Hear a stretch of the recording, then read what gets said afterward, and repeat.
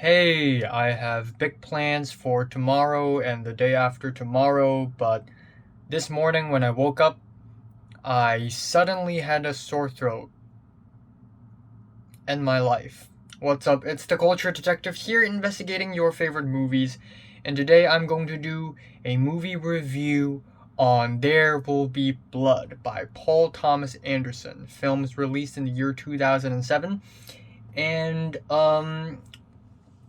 I've been wanting to watch this movie for ages. It's been sitting on my wait list for the longest of times. Layers of dust has been accumulated on the cover of this poster already, on this figurative poster already. So, yeah, Paul Thomas Anderson is a director that I really look up to and I really look forward to seeing more of. So far, including There Will Be Blood, I have seen three PTA films. The first one is Boogie Nights, about 2 years ago.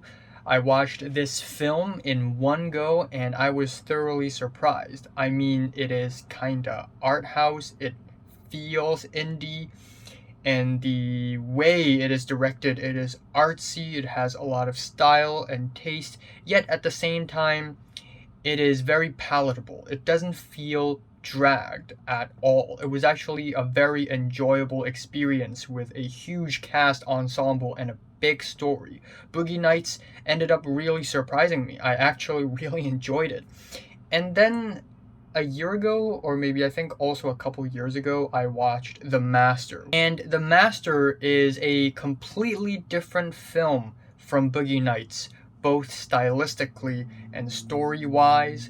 The directing style of Paul Thomas Anderson in The Master is so much more mature and elegant and graceful, and it's like I've never watched a PTA film before. It's really, really different from Boogie Nights.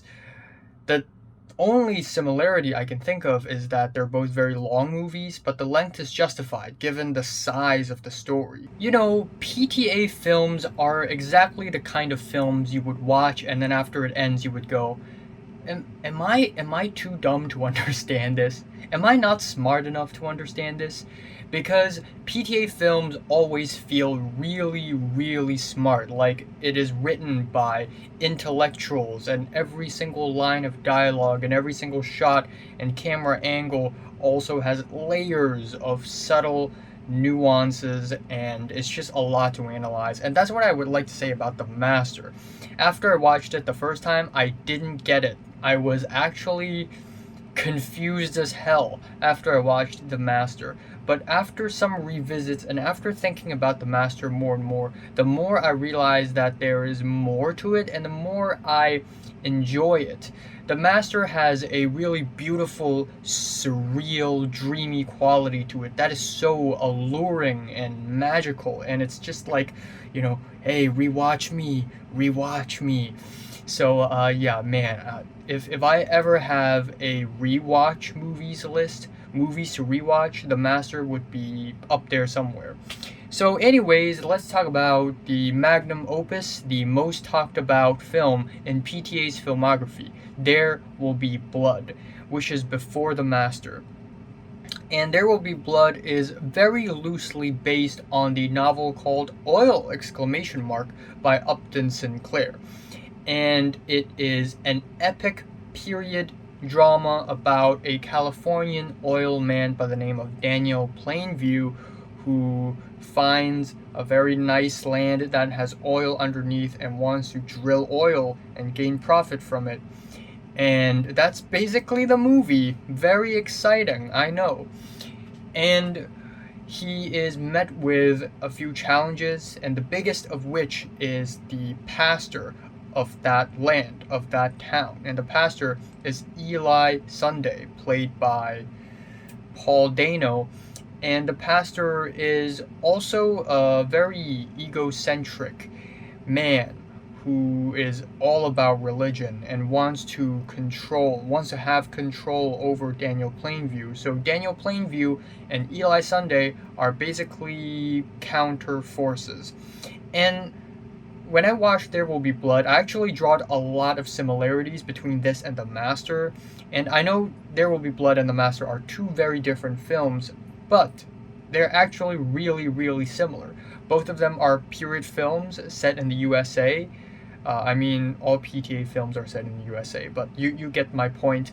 And in both films, we also have counter forces, whether it be Daniel Plainview and Eli Sunday in There Will Be Blood, or in The Master, we would have Joaquin Phoenix's character and Philip Seymour Hoffman's character, who are basically opposites of one another, who hate each other but then reconcile with each other and has developed a really interesting relationship with one another. But I'd like to say that There Will Be Blood is unlike The Master, actually, because it doesn't have the magicality or the enchantment that The Master has. So entering this movie, I I wasn't all that impressed. Maybe it's because I was expecting the master kind of PTA, but uh, apparently this is also kind of different. So I've seen 3 PTA films so far, and all 3 of them feel really different stylistically. Like, really. So in There Will Be Blood, the focus, the selling point of the film isn't even the dreaminess, the magicality, or the surrealism, or anything like that, but it is the intensity. This is so much grittier and intense than The Master and Boogie Nights. And first of all, let's get the technical aspects of the film. Let's get the elephant in the room first, the performances. Oh my god. Oh my god. Daniel Day-Lewis as Daniel Plainview might be one of my favorite performances of all times. Every single scene he's in, every single line he utters, every single pauses that he makes, the little tilts in his face, the fact that he's like chewing something in his mouth, him sweating. I know that's the makeup department, but still, him sweating, his the way he walks, everything about his performance is absolutely flawless. This is one of the best acting performances I've seen in a film in my whole life. This is absolutely amazing. There are a lot of scenes in There Will Be Blood where it's just a close-up of Daniel Plainview and he's just talking, ladies and gentlemen, I traveled half... I don't want to impersonate this character. I'm just going to botch it. But, ladies and gentlemen, I came halfway across the state to be here. And these close-ups are really long. Like, these are long takes, but because his performances are so good, I'm just glued to the screen. It's just so captivating.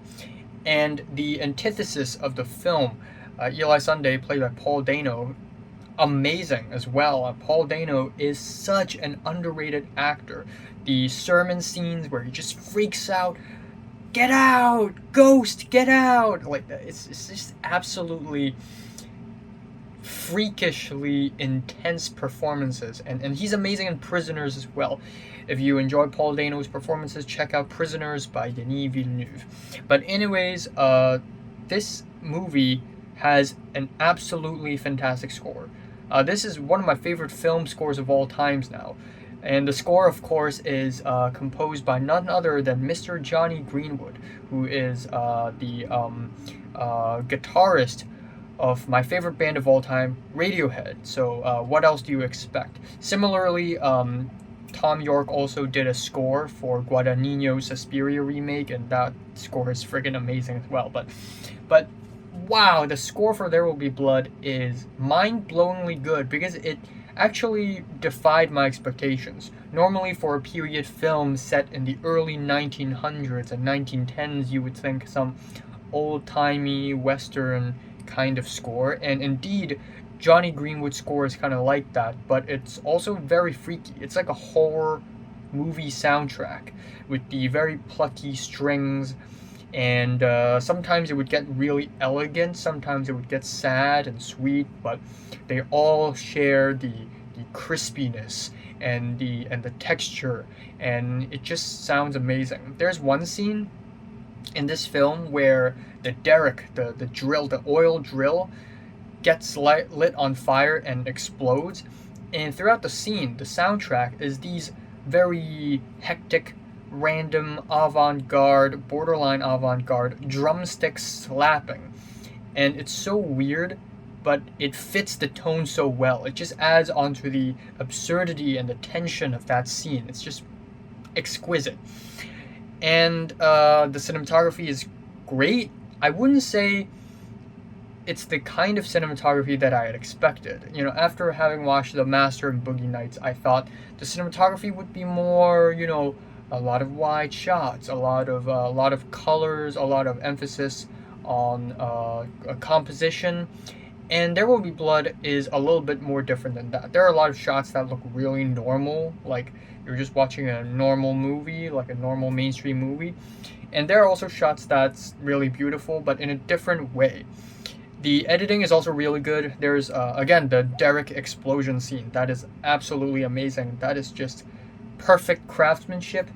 The the moment it it blew up, or the oil bursted, the editing in that scene was just fantastic. It's extremely tight and concise, and it's like it feels mainstream. It feels really palatable to the mainstream audience, but yet it's PTA, so it's done with so much artistry. This film was also surprisingly one of the most immersive period film experiences in film, in my opinion.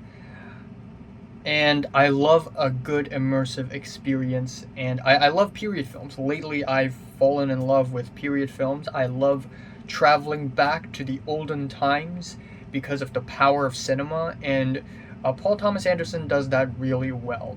And if I was him, I would, you know, do dumb things like, haha, let's show what do people eat back then. Let's show what people how people dress back then, and I would purposefully write all these redundant and excessive scenes that serve no purpose but to show off the time period. But There Will Be Blood actually doesn't do that. It feels like a regular movie, except set in 1911, and that's how it feels. So it in turn feels really real, and it becomes really immersive because of that. Now, more onto the story. I was actually struggling with the story, not saying that I didn't enjoy it, but again, it was just different. It's just different from what I had expected. And at first glance, this is a very simple story. A greedy, shady, lying, evil oil man drilling oil, exploiting the land, exploiting the people, and then staying evil until the end. And that's the whole story. But there are a lot of nuances and subtleties to the story.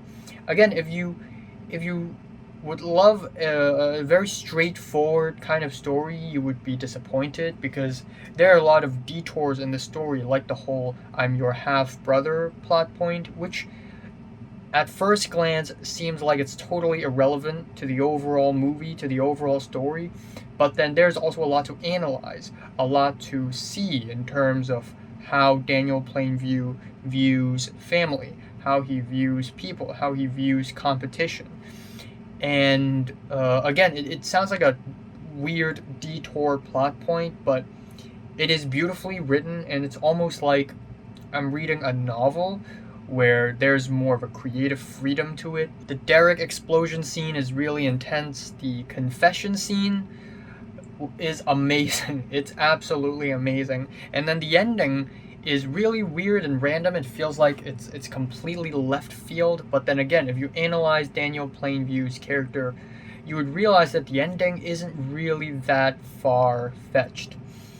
And in a sense, this movie is a character study of Daniel Plainview, who is a very interesting character, because in this movie he is basically the equivalent to the devil. And given how this film deals with religious topics, he is pretty much figuratively a devil in this movie, where he just wherever he goes, he just ruins everybody's lives, and he ruins the land and suck it dry, and he gains profit from it, and he doesn't suffer at all.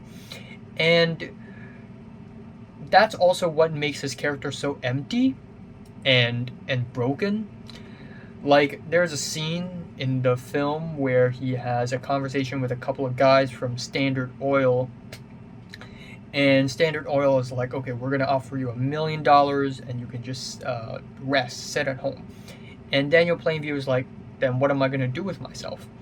Because he can't imagine.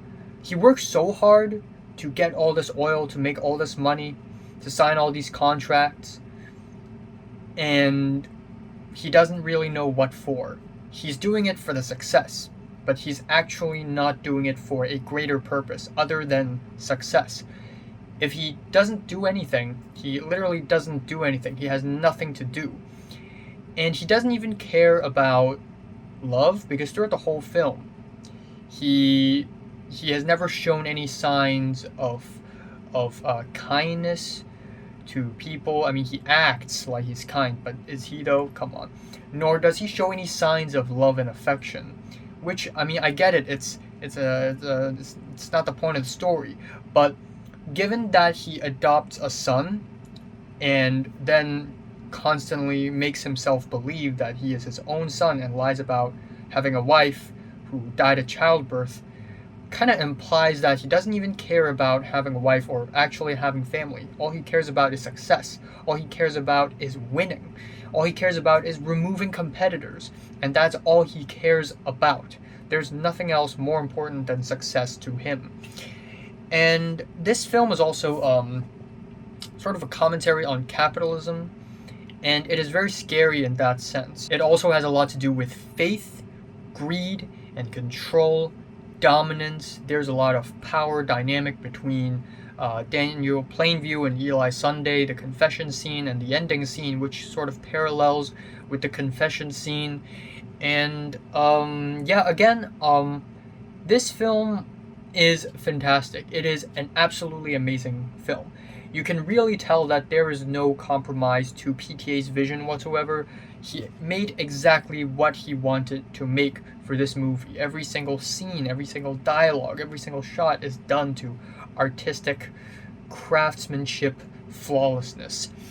But I'd have to say that this film didn't really blow my mind or anything, as usually when I give movies like 10 out of 10 movies, 10 out of 10, usually these movies would completely blow my mind. But this is different. And it doesn't need to, honestly. It is a PTA film, and PTA films don't work like that. They're not full of twists and turns. And again, there's a lot to think about.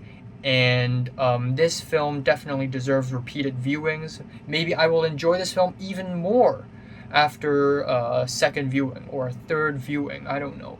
But what this film really makes me is that after watching There Will Be Blood, I respect the Master even more, because the Master is just such there are just so many memorable scenes in the Master. Like, thinking back, the Master is actually like There Will Be Blood, but work in such levels of surrealism and colors that's just really, like, it just really stick to my head. The ending, the scene where Philip Seymour Hoffman flips off, the interrogation scene, the jail scene, and the way the film opens off is just so elegant and artistic and absurd, but beautiful. And I could pretty much say the same for There Will Be Blood, but it's entirely different too. So lots to think about. But what I can say now, for now, is that this is a fantastic film, and I'll be sure to rewatch There Will Be Blood and The Master sometime in the future. Also, other PTA films: Phantom Thread, Magnolia, Punch Drunk Love. I mean, his filmography goes on, and Licorice Pizza. So I'm giving There Will Be Blood a strong 9 to a 10 out of 10. And my next film review would be The Room. So, have you watched There Will Be Blood? From 1 to 10, how much did you rate it? Like, and subscribe if you want more, and thanks for watching.